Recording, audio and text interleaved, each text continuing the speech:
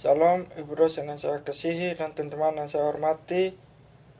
Perkenalkan, nama saya Bertrand Arjuna Here dari Universitas Nusa Cendana, program studi Pendidikan Jasmani dan Rekreasi, kelas A semester 3. Di sini saya akan menjelaskan tentang prinsip perubahan sepanjang hidup pada masa manusia. Yang pertama, manusia adalah makhluk yang selalu mengalami perubahan dari waktu ke waktu. Mulai dari dalam kandungan, lahir, kemudian menjadi dewasa dan tua. Kemudian terjadi perubahan dalam aspek-aspek fisik, motorik, pikiran, emosi, dan sosial. Contohnya, aspek pikiran yang semakin dewasa dalam berbagai hal, aspek emosi seperti bisa mengendalikan diri pada situasi marah maupun senang dan sedih. Yang kedua, periodisasi perkembangan.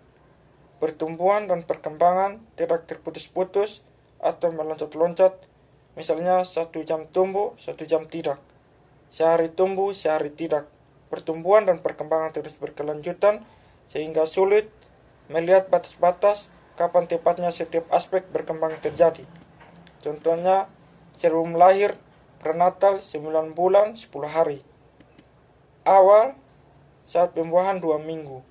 Embrio 2-8 minggu.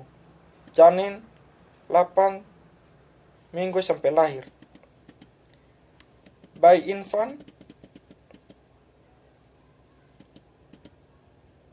sejak lahir sampai 1 atau 2 tahun. Neonatal sejak lahir sampai 4 minggu.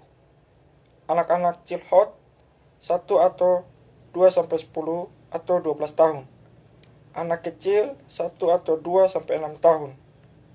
Anak besar 6 sampai 10 atau 12 tahun. Adolescensi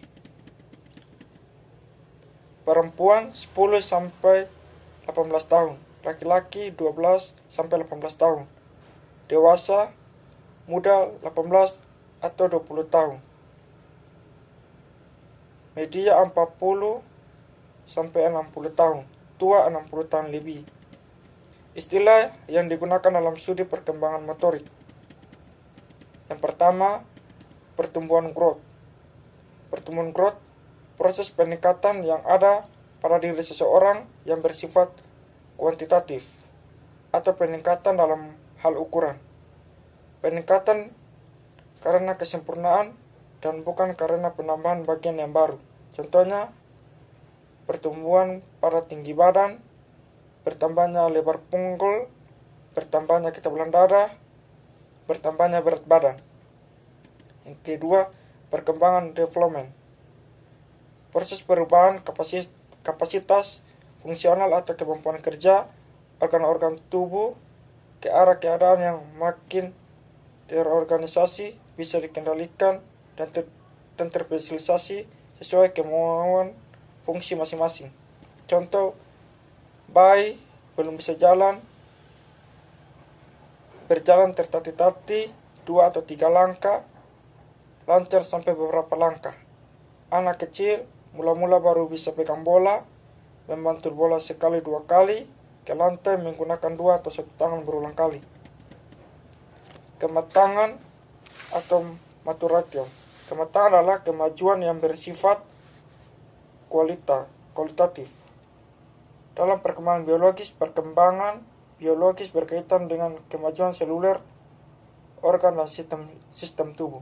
Contohnya, bayi mendekati 1 tahun, berdiri atau matang untuk berdiri. Anak kecil berjalan, matang untuk berjalan.